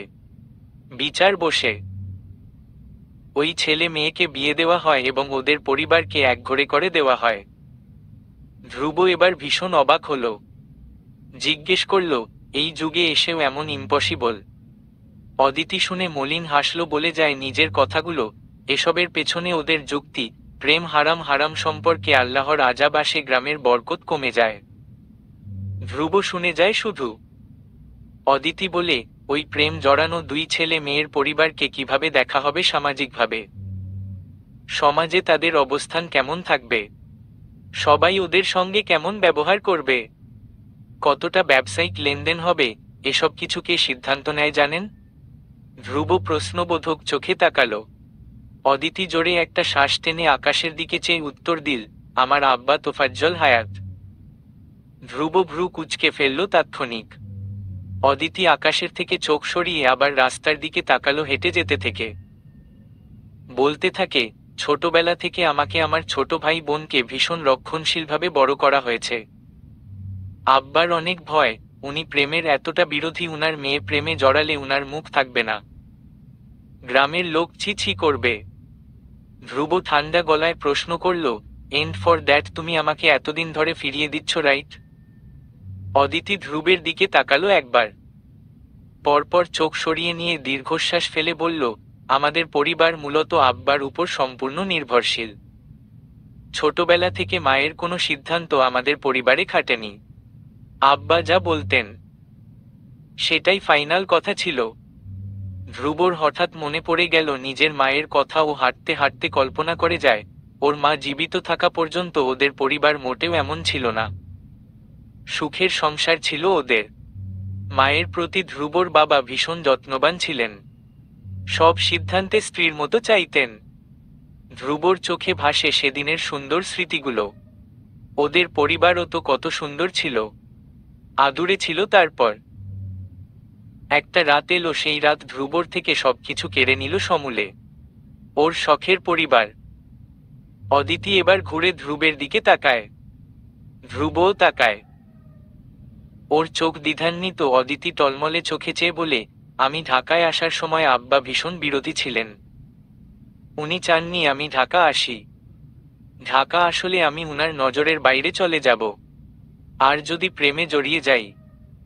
আব্বা মূলত এটারই ভয় পাচ্ছিলেন। অদিতি এবার ধ্রুবর দিকে অসহায় চোখে চাইল। ধ্রুবর দৃষ্টি অদিতির চোখের দিকে। অদিতি ধ্রুবর ওই নেশালো স্থির চোখের দিকে চেয়ে ঢোক গিলে কান্না আটকে রেখে বলে গেল, তারপর এখানে এসে আমার দেখা হয় আপনার সঙ্গে। একটা বেপরোয়া ডোন্ট কেয়ার ভাব নিয়ে সেদিন আমার সামনে সিগারেট মুখে নিয়ে দাঁড়িয়েছিলেন। আমি সেদিন একটা ওয়াশরুমে একটা ছেলের সঙ্গে প্রথম দাঁড়িয়েছিলাম। আমি আটকে গিয়েছিলাম ওই দিন। আমাদের গ্রামের একটি দৃশ্য আমার চোখে ভাসছিল। গ্রামের পঞ্চায়েত সালিশ, আব্বার বিচার করা, সব একের পর এক আমি নিজের চোখে সামনে দেখে যাচ্ছিলাম। আমি ভীষণ ভয় পেয়ে গেছিলাম। তাই আপনার দিকে দুবার না তাকিয়ে দৌড়ে চলে এসেছিলাম সেখান থেকে। তারপর আমার আপনাকে নিয়ে ছড়িয়ে যায় গুজব, আরও কত বিশ্রী কথা। আমি সেদিন দুই চোখে অন্ধকার দেখেছিলাম। বারবার আব্বাকে ডেকেছিলাম, যে সবার সামনে আঙুল তুলে বিচার করছে আমার। ভেতরে ভেতরে এই চিন্তাগুলো আমাকে মানসিকভাবে পাগল করে দিচ্ছিল। ধ্রুব তাকিয়ে আছে অদিতির দিকে। ওর চোখ ভীষণ শান্ত। অদিতি নিজের কান্না আর আটকে রাখতে পারল না, চোখের জল ফেলে দিল। বলল, যে আব্বা লোকের প্রেমের উপর আঙুল তোলেন, লোকের প্রেমের কারণে ওর পরিবারকে স্থির কাঠগড়ায় তুলেন, তার মেয়ে যদি প্রেম করে আব্বা রে যাবেন। বিশ্বাস করুন, আব্বার কাছে নিজের সম্মান, নিজের গৌরব উনার সন্তানদের থেকেই আগে। আমার ব্যাপারে এসব জানতে পারলে উনার হাতে সবচেয়ে প্রথম হব আমি নিজের সম্মান রাখতে। মানুষের সামনে নিজেকে মহান প্রকাশ করতে উনি সবার সামনে আমার বলিদান দেবেন, এবং লোককে বলবেন, তোফাজ্জল হায়াত নিজের মেয়ের বেলাতেও কোনো কম্প্রোমাইজ করেননি। নজির তৈরি করেছেন গ্রামে। আমার মন, আমার প্রেম, আমার মৃত্যু উনার কাছে নস্যি। বিশ্বাস করুন। অদিতি কেঁদে যাচ্ছে। ধ্রুব ওর দিকে চেয়ে থাকে। অদিতির দুই চোখে পানি ভেসে যাচ্ছে। ও মাথা নিচু করে কেঁদে যাচ্ছে ক্রমশ। ধ্রুব শুধু দেখে যাচ্ছে।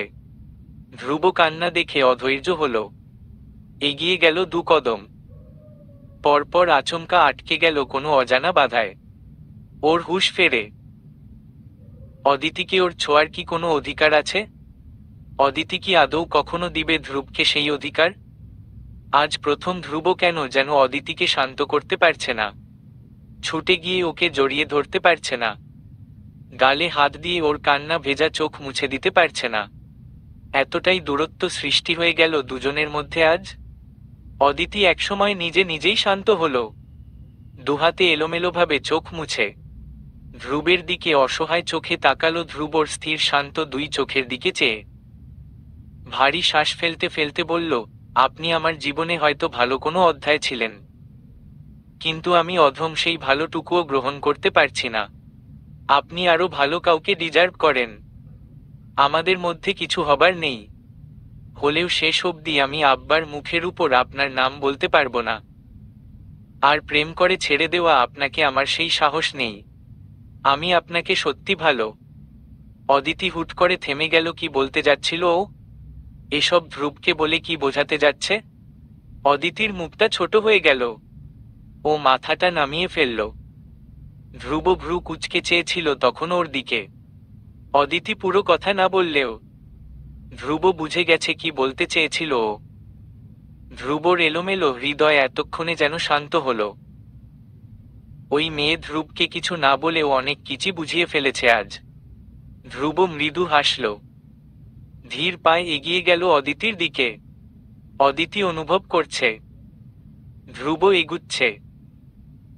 ধ্রুবর গায়ের পারফিউম, হাঁটার সঙ্গে জুতোর শব্দ সব অদিতির বুকের কাঁপন বাড়িয়ে দিচ্ছে শুধু। ধ্রুব কিছুটা দূরত্ব রেখে অদিতির নিচু হওয়া মুখের দিকে ধীরে ধীরে ঝুঁকে এলো। অদিতির নামিয়ে রাখা চোখের দিকে চেয়ে ফিচেল গলায় বলল, তাকাও আমার দিকে। অদিতির ঢোক গিলল কান্না আটকে রেখে। ধীরে ধীরে চোখ তুলে তাকালো ধ্রুবর ওই নেশাল আত্মবিশ্বাসী চোখের দিকে। দুজনের চোখে চোখ মিলে গেল। ধ্রুব ওই মায়াবী কান্না ভেজা মুখের দিকে চেয়ে নিজস্ব ভঙ্গিতে ঠান্ডা গলায় বলে গেল, তুমি আমাকে নিজের থেকে কখনোই ছাড়াতে পারবে না অদিতি। তোমার বাবা নিজের হাতে আমার কাছে তোমাকে তুলে দিবেন। Trust me. সেদিন নিজেকে আর আটকে রেখো না। আজকের অর্ধেক বলা কথাটা পুরোপুরি বলে দিও। আর একটু ঝুঁকে এসে ধ্রুব এবার ওর কানের কাছে ফিসফিস করে বলল, I will be waiting for that day. Aditi desperately. Aditi দ্রুত চোখ খিচে নিল। ধ্রুব এভাবে ফিসফিস করে বলছে, ওর বুক কাঁপছে, মনটা হরমোনের জ্বালাতনে চূড়ান্ত বেহায়া হয়ে যাচ্ছে। ইচ্ছে করছে নিজেকে আর এতটা কঠোরভাবে না আটকে রাখতে, ছুটে গিয়ে ঝাঁপিয়ে পড়তে এই প্রেমিক ধ্রুবর বুকে। ধ্রুব ধীরে সরে গেল।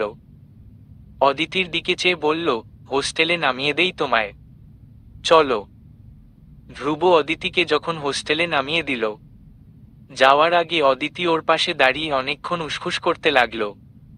ধ্রুব ওকে সেভাবেই দাঁড়িয়ে থাকতে দেখে ভ্রু কুঁচকাল। বলল, কিছু বলবে? অদিতি থামল, উসখুস গলায় বলতে চাইল, আমি বাড়ি যাচ্ছি সামনের সপ্তাহে, হয়তোবা আমার আকদ। রুমে যাও অদিতি। গো। অদিতিকে ধ্রুব ওর কথা শেষ করতে না দিয়ে গম্ভীর স্বরে বলে উঠল। অদিতি অবাক হয়ে তাকালো। বিয়ের কথা শোনার পর থেকে ওর বুক ফেটে যাচ্ছে। আর ধ্রুব এতটাই শান্ত হয়ে আছে। ও স্থির দৃষ্টিতে ধ্রুবের দিকে চেয়ে রইল। ধ্রুব এখনো হয়তো অদিতির পরিস্থিতি বুঝতে পারছে না। ও জানতেই পারছে না ওদের দেখা হওয়াটা, একসাথে পথ চলা এটুকুই ছিল। ও যদি ধ্রুবকে না দেখে আর অদিতির আজ শুধু ইচ্ছে করছে শেষবারের মতো ধ্রুবর কপালে ঠোঁট ছুঁয়ে দিতে। বারবার মম বলছে ওর, আর যদি না দেখে এই মানুষকে, অদিতির অন্য জায়গায় বিয়ে হলে ও কি পারবে আদৌ সংসার করতে, যেখানে ও তন মন রুহু দিয়ে বসে আছে আরেকজনকে। ধ্রুব বাইকে হেলমেট রেখে দাঁড়িয়েছিল। অদিতি চেয়েই থাকলো ওর দিকে। ধ্রুব এবার ভ্রু কুঁচকে তাকালো। অদিতি তখনই দ্রুত চোখ সরিয়ে ফেলল। ধ্রুব অদিতির এলোমেলো চোখের দিকে চেয়ে আছে। অদিতির কষ্টে জর্জরিত মনটা ধ্রুব বুঝে নিল মুহূর্তেই। এবার নিজের গলার স্বর অনেকটাই নরম করে বলল, বাড়ি যাও অদিতি, কিন্তু এটা ভেবো না যে ধ্রুব তোমাকে ছেড়ে দিবে। তুমি যতই আমাকে ফিরিয়ে দাও, আমি জানি তুমি ফিল করো আমার জন্যে। তোমার মুখের কথা সত্য ভেবে বসে থাকার মতো আমি ধ্রুব ঘাস খাই না।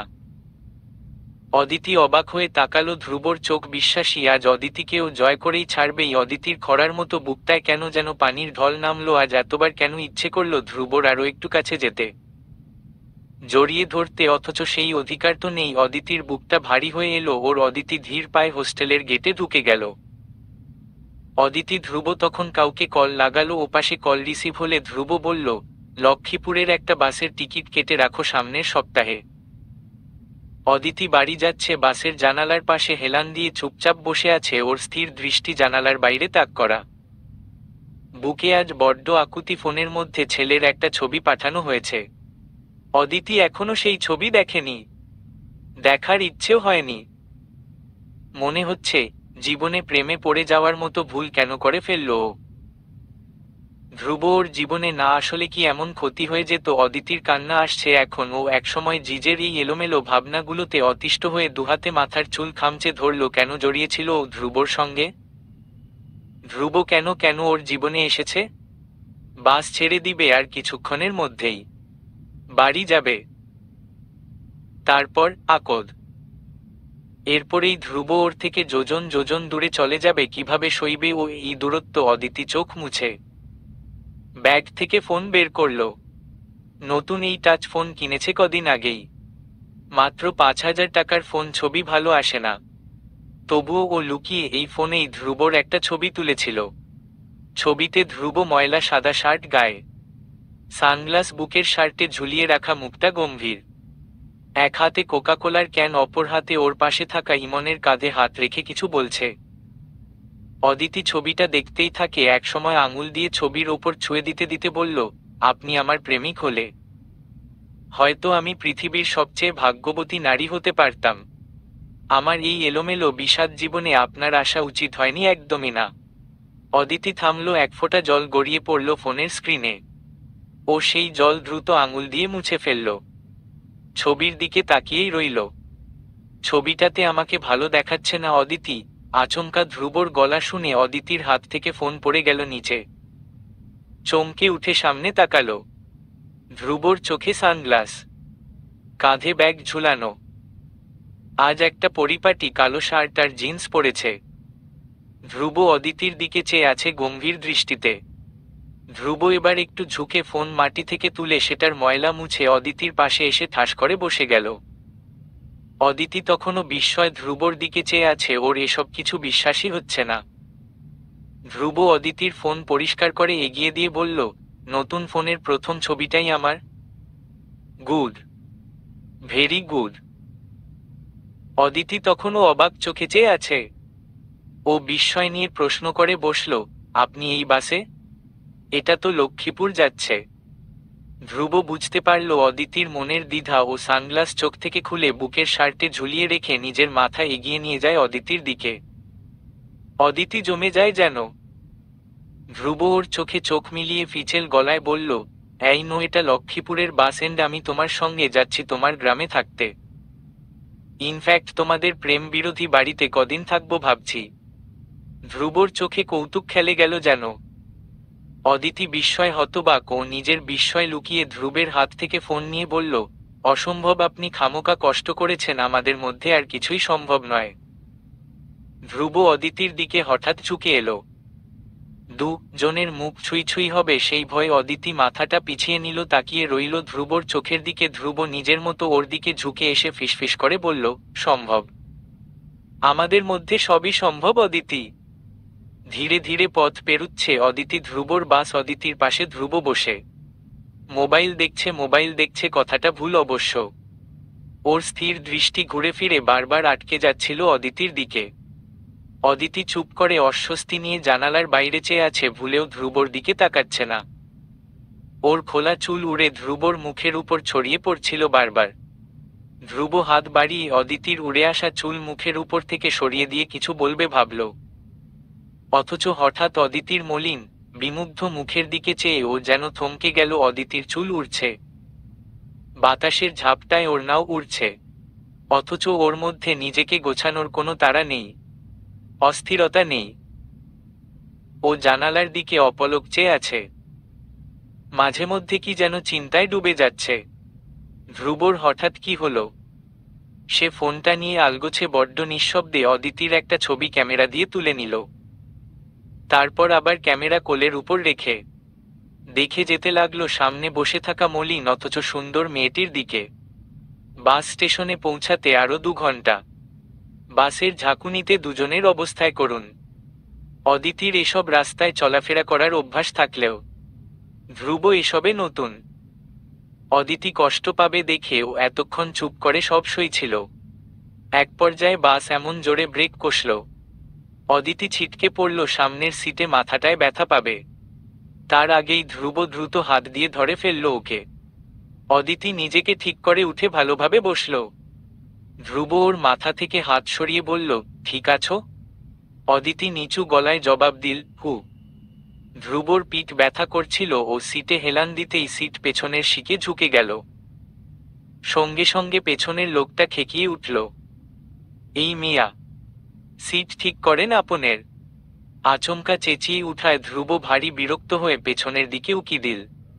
একটা মাঝবয়সী লোক বসে আছে। নিজে নিজের সিট পেছনে অনেকটাই হেলিয়ে রেখেছে, অথচ ধ্রুবর বেলায় চেঁচালো। ধ্রুবর দিকে এমনভাবে চেয়ে আছে যেন ধ্রুবকে এখানেই মাইর লাগাবে।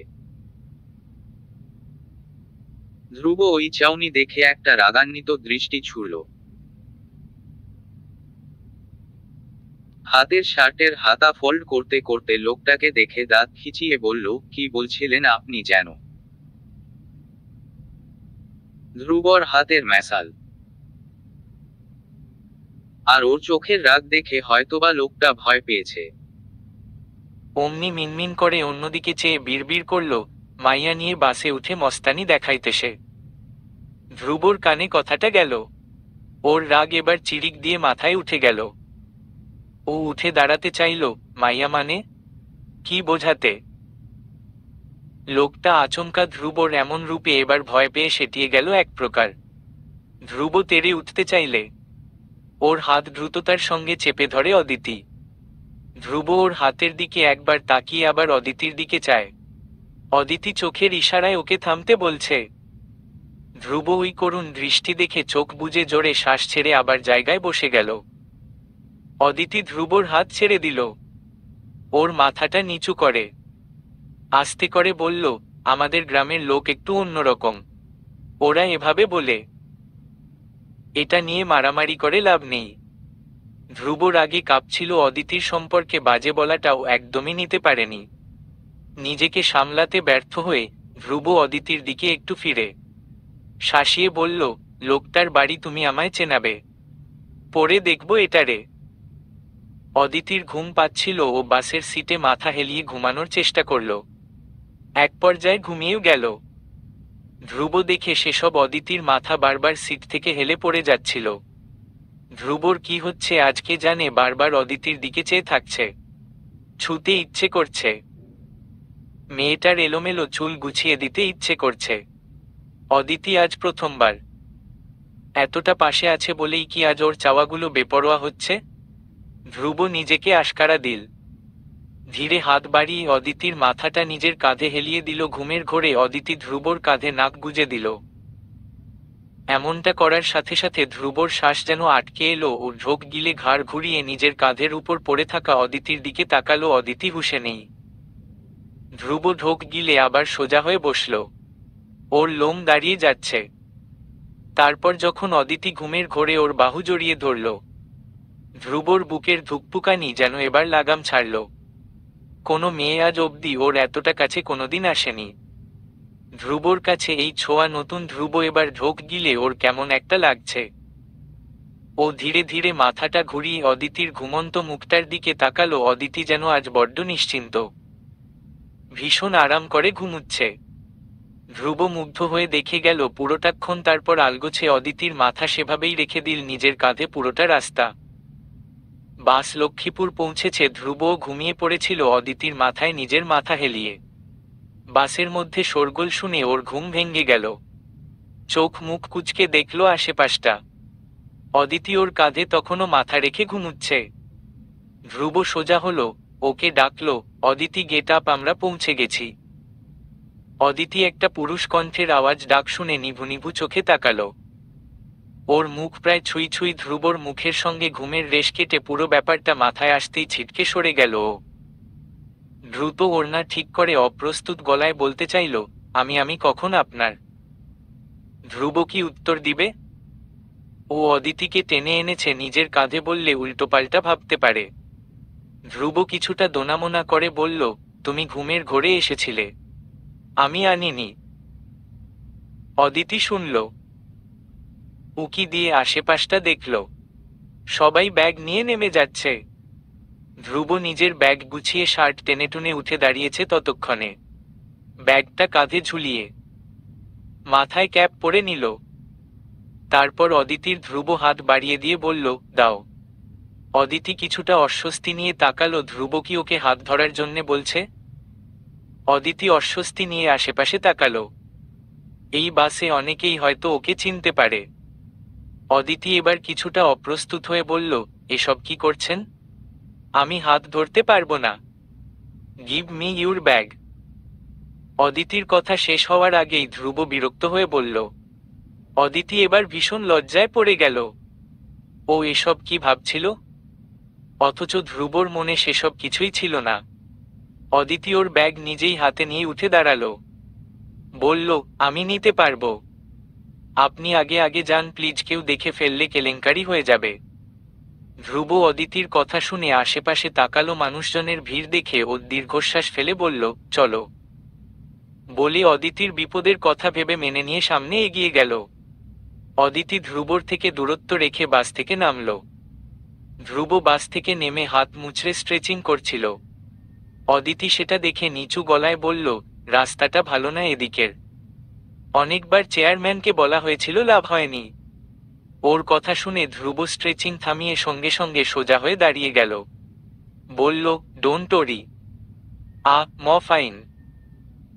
অদিতি বোঝে ধ্রুব কখনোই ওর অসুবিধা প্রকাশ করবে না অদিতির সামনে। ওরা দাঁড়িয়ে থাকে।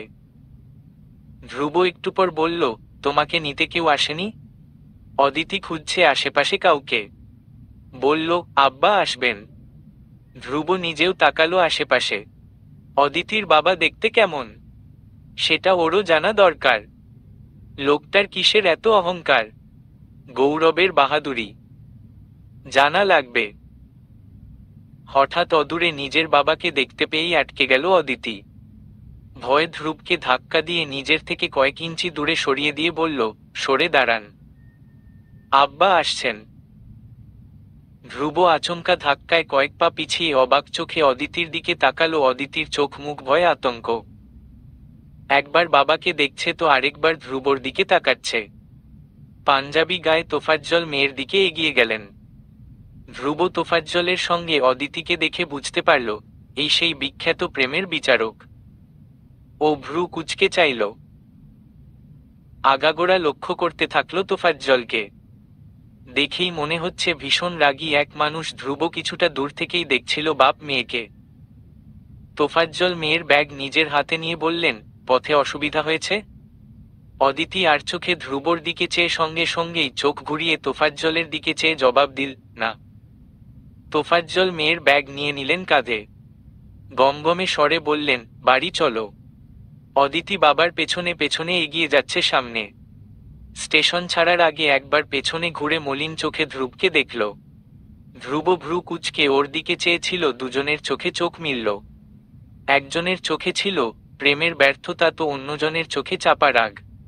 অদিতি মলিন চোখে চেয়ে আবার বাবার দিকে ফিরে হেঁটে গেল। অদিতি যেতেই ধ্রুব ক্যাপ খুলে ফেলল, ওর মাথায় চড়ে গেবে কিছু একটা। তোফাজ্জল অদিতির বাবা না হলে এতক্ষণে।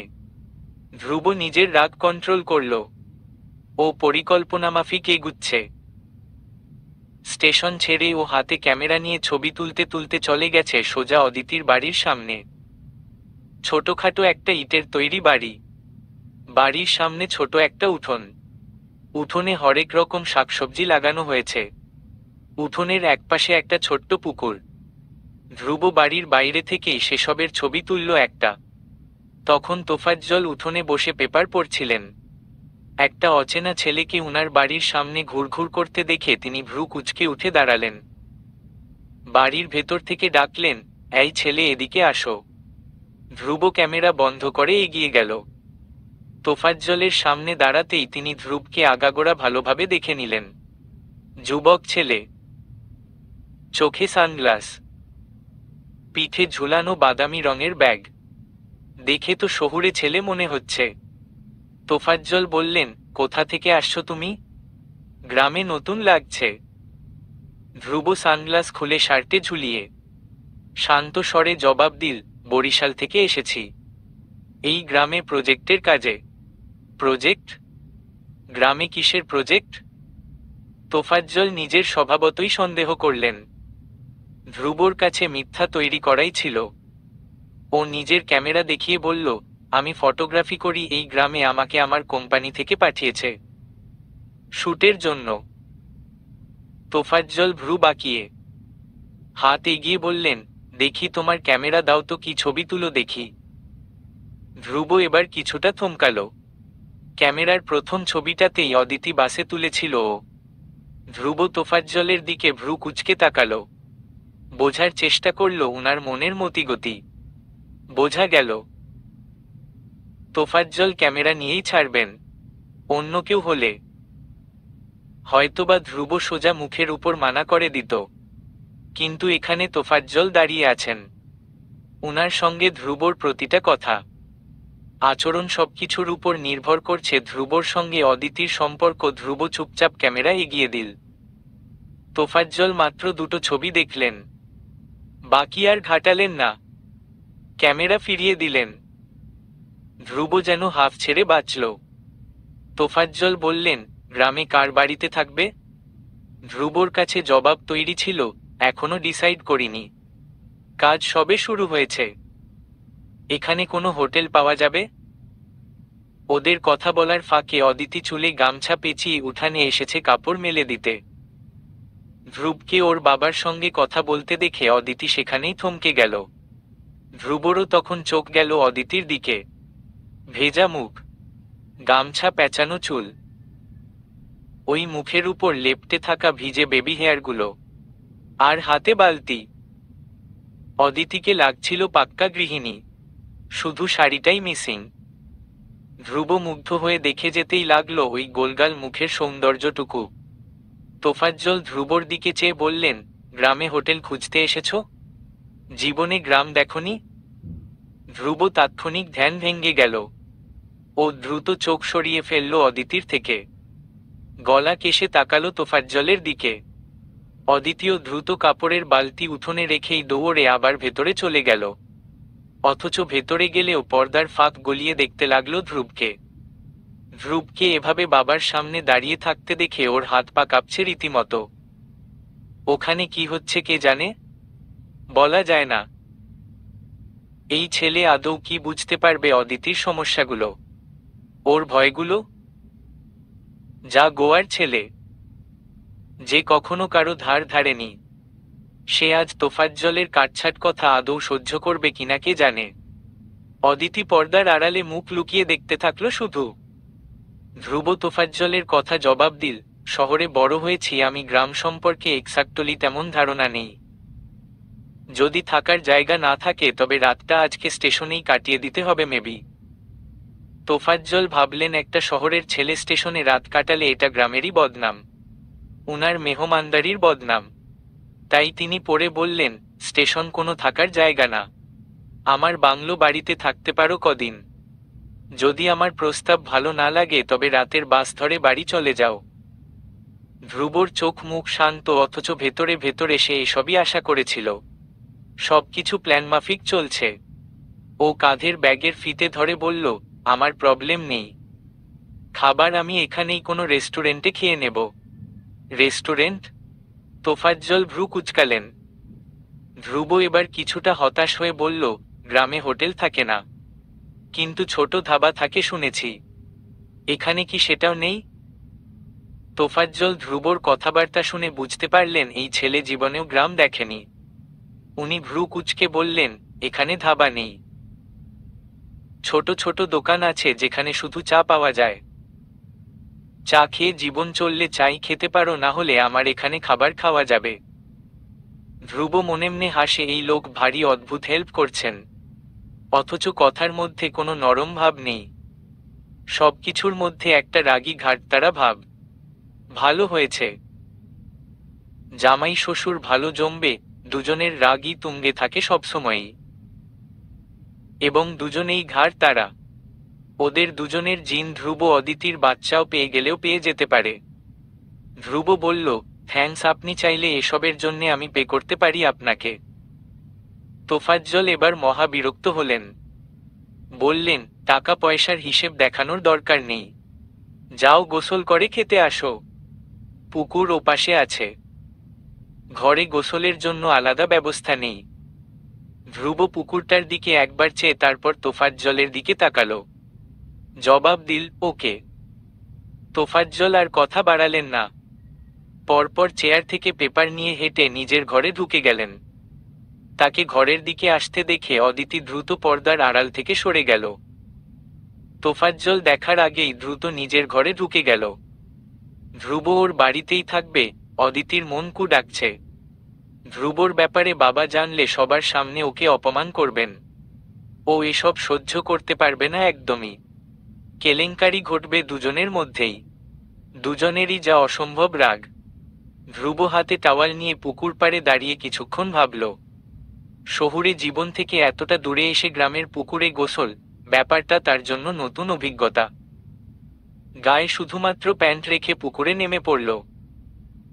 সাঁতার কেটে ডুব দিয়ে উঠল। গোসল শেষে ভিজে গায়ে শার্ট প্যান্ট পরে নিল। বাড়িতে থাকলে হয়তো খালি গায়েই প্যান্ট পরেই বের হয়ে যেত বাথরুম থেকে, কিন্তু এটা আরেকজনের বাড়ি, অনেকেই হাঁটচলা করে উঠোনে। তাছাড়া অদিতি আছে।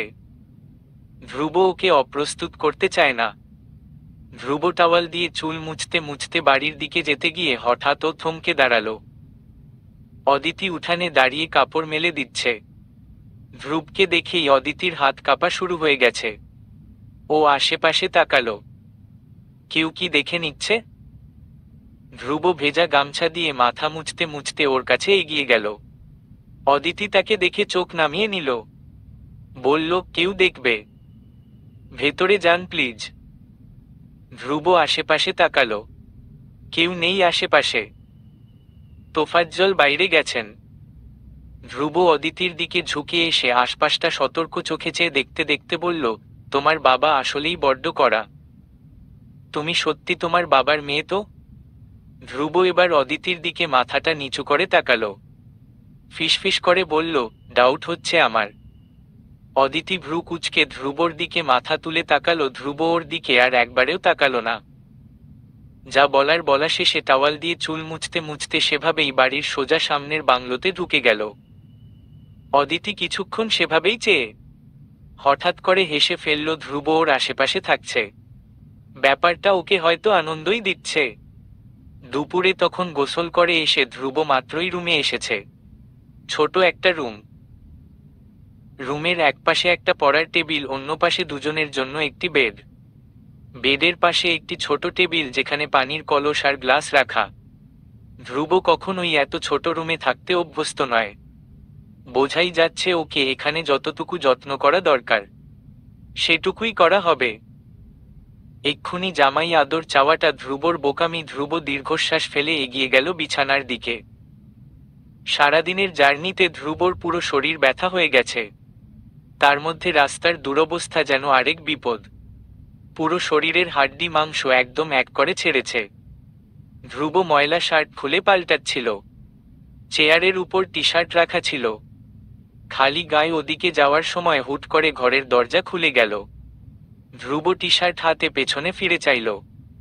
অদিতি এসেছে বারবার পেছনের দিকে দেখে। ভীতস্বতন্ত্র মুখটা ঘোমটার আড়ালে ঢেকে চোরের মতো ঘরে ঢুকে পড়ল। ধ্রুব টি শার্ট হাতে দেখছিল অদিতিকে।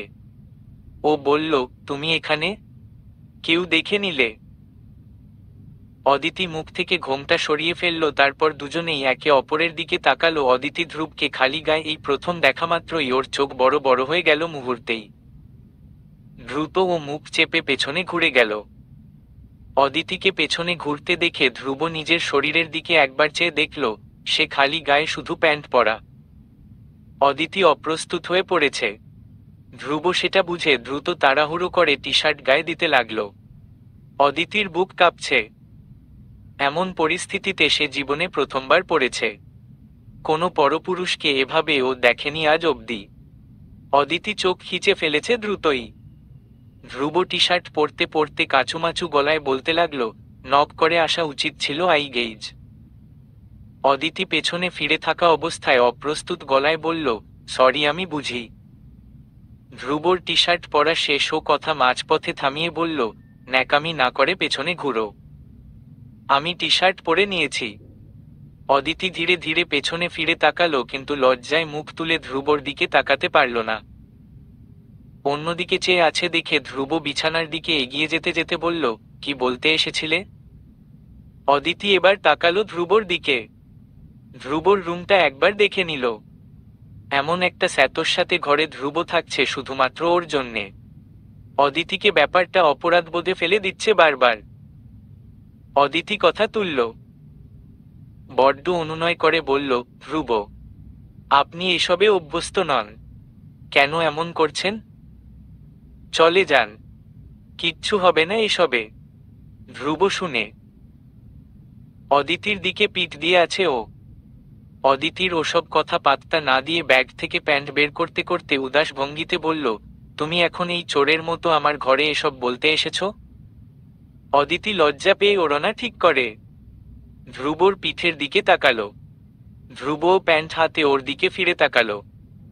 ওর চোখ ভীষণ শান্ত স্বাভাবিক। অদিতি ওই চোখের দিকে চেয়ে এবার কাতর কণ্ঠে বলল, আপনি চলে যান ধ্রুব, আপনার সঙ্গে সামনে কি হবে সেটা ভেবেই আমি দিশেহারা হয়ে যাচ্ছি।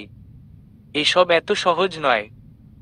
ধ্রুব এবার বিরক্ত হলো, বলল, তুমি আমাকে বারবার চলে যেতে বলছো, অথচ তুমি নিজেও চাও না আমি এখান থেকে তোমাকে না নিয়ে চলে যাই। সব সময় মুখে এক, মনে এক তোমার।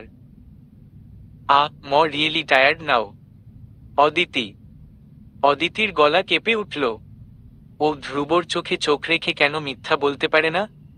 কেন ধ্রুব সবসময় ওর মুখে না বলা কথা বুঝে ফেলে? অদিতি অন্যদিকে দৃষ্টি ঘুরিয়ে আবারও মিথ্যা বলল, আপনি ভুল ভাবছেন, আমি মন থেকেই চাই আপনি চলে যান। ধ্রুব মাথাটা কাত করে তাচ্ছিল্যের হাসি হাসল, পরপর ভেজা কাপড় বিছানাতে ছুঁড়ে ফেলে রেখে এগিয়ে আসতে লাগলো অদিতির দিকে। ও অনেকটাই কাছে আসতেই অদিতি ওর দিকে চেয়ে পিছু হাঁটে গেল। অপ্রস্তুত ভঙ্গিতে ধ্রুবর দিকে তাকালো ও। ধ্রুব মাথাটা ঝুঁকে ওর চোখে চোখ রেখে খেয়ে বলল, আবারও মিথ্যা?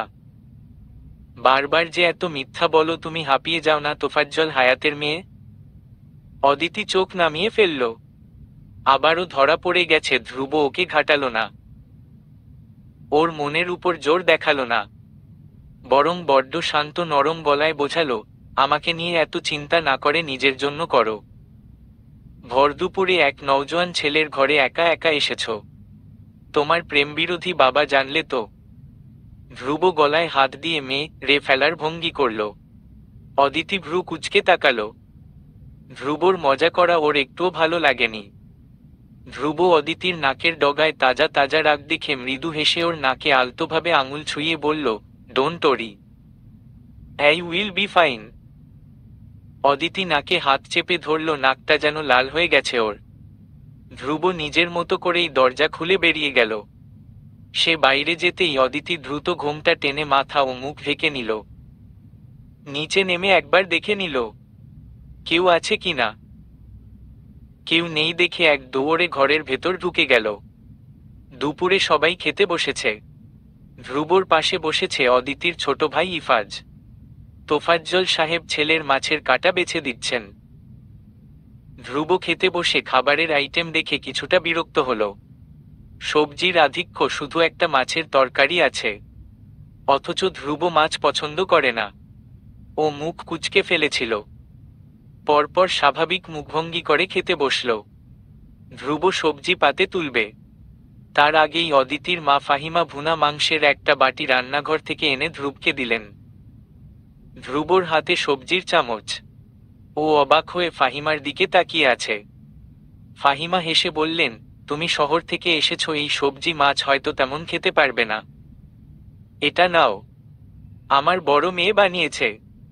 বড় মেয়ে মানে তো? অদিতি ধ্রুব বাটির দিকে তাকিয়ে। হঠাৎ আরও এক দফা ওই মেয়েটার প্রেমে পড়ল ইচ্ছে করছিল তখন। ছুটে গিয়ে ওই মুগ্ধ মেয়েটাকে জড়িয়ে ধরতে। ও নিজের অনুভূতির বানল সামনে ফাহিমার দিকে চেয়ে মুচকি হেসে বলল, থ্যাংক ইউ আন্টি। ধ্রুব মাংস দিয়ে খেতে খেতে বারবার অদিতির কথা মনে করছিল। অদিতি লক্ষ্য করেছে সব।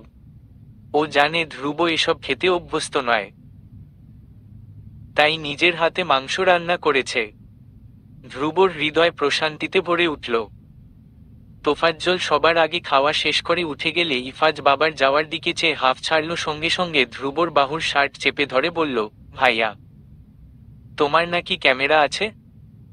ধ্রুব খাওয়া থামিয়ে ইফাজের দিকে তাকালো, বলল, হ্যাঁ, আমি ফটোগ্রাফি করি। ইফাজ চোরের ন্যায় আশপাশটা সতর্ক চোখে দেখে নিয়ে ধ্রুবর কানের কাছে ফিসফিস করে বলল, আমাকে তোমার সঙ্গে নিয়ে যাবে? আমি তোমাকে একদম বিরক্ত করব না, শুধু তোমার ছবি তোলা দেখব। ধ্রুব ইফাজের বাচ্চা বাচ্চা কথা শুনে মাথা নাড়ল। মৃদু কণ্ঠে বলল, ঠিক আছে, নেব, আগে খাওয়া শেষ করো। ইফাজ খুশিতে ঝটপট খাওয়া শেষ করতে লাগল। ধ্রুব গ্রামের মেঠোপথ দিয়ে হাঁটছিল। ইফাজ পাশ দিয়ে খুশিতে দুলতে দুলতে হাঁটছিল। ধ্রুব ক্যামেরা হাতে ছোটখাটো ছবি তুলছিল। ধ্রুব ফোকাস করছিল ক্যামেরা। ইফাজ তখন ধ্রুবর আঙ্গুল চেপে ধরে বলল, ভাইয়া, ছবিগুলো দেখি না একটু। ধ্রুব মানা করল না। নিচের দিকে ঝুঁকে এসে ইফাজের বরাবর হয়ে ওকে সব ছবি দেখালো।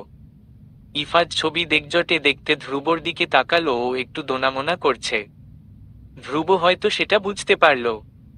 ও ইফাজের বাচ্চা বাচ্চা মুখের দিকে চেয়ে জিজ্ঞেস করল, ছবি তুলতে চাও তুমি? ইফাজের খুশি দেখে কেউ লাফিয়ে উঠে বলল, হ্যাঁ হ্যাঁ। ধ্রুব ইফাজের চুল এলোমেলো করে দিয়ে ক্যামেরা ওর হাতে ধরিয়ে দিয়ে বলল, তুলো। ইফাজ হাসি মুখে ক্যামেরা হাতে নিল, কিন্তু ছবি তোলার বেলায় তার মন খারাপ হয়ে গেল। ও তো শিখেনি কিভাবে ক্যামেরা ব্যবহার করে। ধ্রুব ইফাজকে ক্যামেরা হাতে চুপ করে দাঁড়িয়ে থাকতে দেখে ভ্রু উঁচিয়ে বলল, কি, ছবি তুলবে না? ইফাজ ক্যামেরা ফিরিয়ে দিল। মন খারাপ করে বলল, আমি ক্যামেরা চালাতেই জানি না, যদি নষ্ট করে ফেলি? ধ্রুব শুনে এই হায়াত পরিবারের ছেলে মেয়েগুলো একটু বেশিই ভদ্র সভ্য, অথচ জামাই পাবে চূড়ান্ত উগ্র অসভ্য কাউকে। তোফাজ্জল হায়াতের ভাগ্যের উপর হঠাৎ করেই বড্ড আফসোস হলো ধ্রুবর। ধ্রুব ইফাজের দিকে চেয়ে নরম কণ্ঠে বলল, আসো আমি শেখাই। ধ্রুব রাস্তায় হাঁটু গেড়ে বসে ইফাজের সমান হলো। পেছনে থেকে ওর হাত ধরে দুটো হাত ক্যামেরায় ছুল। ইফাজের হাতে হাত ধরে তারপর কিভাবে ক্যামেরা চালাতে হয় সেটা শেখাতে লাগলো। ইফাজ খুব মনোযোগ দিয়ে দেখছিল ধ্রুবর শেখানো। ধ্রুব শেখানো শেষ করতেই ইফাজ নিজে নিজেই একটা ছবি তুলল। ছবিটা ছিল একটা গরুর গাড়ির, যা বেশ ভালোই এসেছে। নিজের তোলা ছবি দেখে ইফাজ খুশি হয়ে লাফিয়ে উঠল। বলল, ভাইয়া দেখো ছবিটা সুন্দর না? ধ্রুব দেখে ছবিটা ততটা স্পষ্ট আসেনি, কিন্তু ইফাজের খুশি দেখে ধ্রুব শান্ত স্বরে বলল, জোস ছবি তুলেছ তুমি, আরও তুলবে? ইফাজ উচ্ছ্বসিত গলায় বলল, হ্যাঁ, আরও তুলব। ধ্রুব মানা করল না। ওরও ভালো লাগছিল ইফাজের পাগলামিগুলো। ও ইফাজের দিকে চেয়ে আশকারা দেখিয়ে মৃদু হেসে বলল, যত ইচ্ছা তুলো, আজকের দিনের জন্য এই ক্যামেরা তোমার। ইফাজ অবাক হয়ে বলল, সত্যি? তোমার ফিল্ম শেষ হয়ে যাবে না তো? ধ্রুব হাসি মুখে জবাব দিল, আমার কাছে আরও আছে, তুমি ছবি তুলতে থাকো। ইফাজ এটা শুনে খুশিতে নাচতে নাচতে যা দেখছে সেটারই ছবি তুলতে লাগলো। ইফাজ ছবি তুলে তুলে ধ্রুবকে দেখাচ্ছে। ধ্রুব তার পাশে হাঁটছিল, মাঝে মধ্যে ইফাজকে টুকটাক নতুন কিছু শিখিয়েও দিচ্ছিল। একসময় ধ্রুবর হঠাৎ কি মনে হলো। সে হাঁটতে হাঁটতে ইফাজকে জিজ্ঞেস করল, ইফাজ, তোমার বাবা বলছিলেন আজ তোমাদের বাড়িতে মেহমান আসবে। কে আসবে জানো?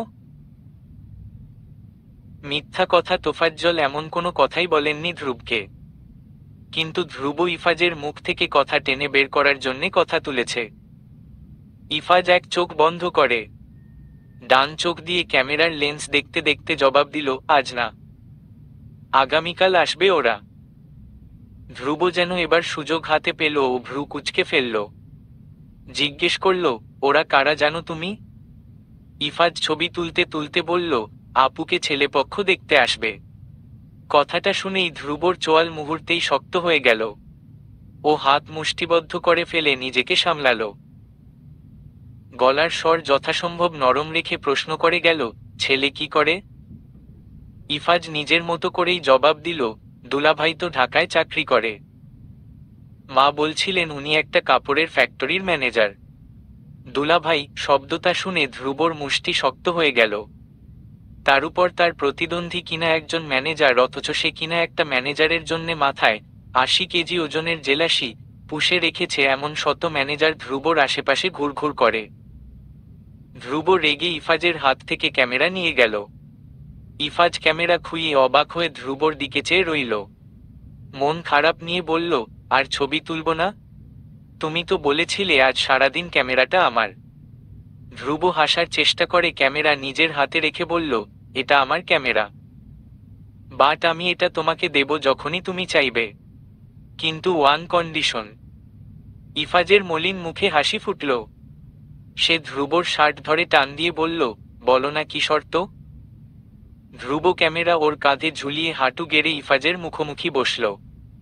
ইফাজের চুল এলোমেলো করে দিয়ে বলতে লাগলো, আজ থেকে তুমি আমার শালা, যখনই আমরা দুজন একা থাকবো তুমি আমাকে দুলাভাই বলে ডাকবে। ইফাজের চোখে কথা শুনে চটগাছ হয়ে গেল ও বড় বড় চোখ করে। অবাক হয়ে বলল, কিন্তু তুমি তো আপুকে বিয়ে করনি, তোমাকে কেন দুলাভাই ডাকবো? ধ্রুব বিরক্ত হলো, ছোট প্যাকেটে বড় ধামাকা এই পুচকে ছেলে, বাপের মতোই শেয়ানা ভীষণ। ধ্রুব একটু ভেবে নিল, পরপর মুচকি হেসে বোঝাতে লাগলো আবুল তাবুল, আমার বিয়ে হচ্ছে না, পাত্রী পাচ্ছি না বিয়ে করার জন্যে, কিন্তু আমার একটা শালা পাওয়ার ভীষণ শখ, যে আমাকে দুলাভাই বলে ডাকবে। বউ নেই তাই শালাও পাচ্ছি না, তোমাকে আমার ভালো লেগেছে, আজ থেকে তুমি আমার শালা, ঠিক আছে? ইফাজের চোখ টলমল করে উঠল। ধ্রুবর দুঃখ ভরা কাহিনী শুনে ওর চোখ ভিজে এলো। ও দুঃখী ধ্রুবকে সান্ত্বনা দিতে ওকে হঠাৎ জড়িয়ে ধরল। ধ্রুব ভ্যাবাচাকা খেয়ে গেল।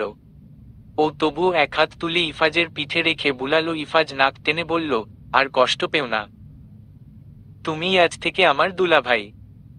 ধ্রুব ইফাজের বাচ্চামো, ওর সরলতা দেখে হেসে ফেলল শব্দ করে।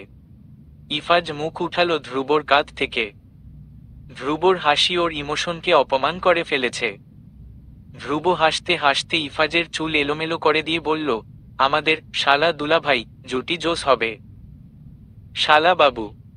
ধ্রুব এখনো হাসছে। ইফাজ মুখটা ফুলিয়ে ওর হাসি দেখছে। তার অযথা হাসি ইফাজকে এবার বিরক্ত করতে লাগল। ইফাজ দুহাত কোমরে রেখে নাক ফুলিয়ে বলল, তুমি হাসছ কেন? ধ্রুব হাসি থামিয়ে স্বাভাবিক হওয়ার চেষ্টা করল।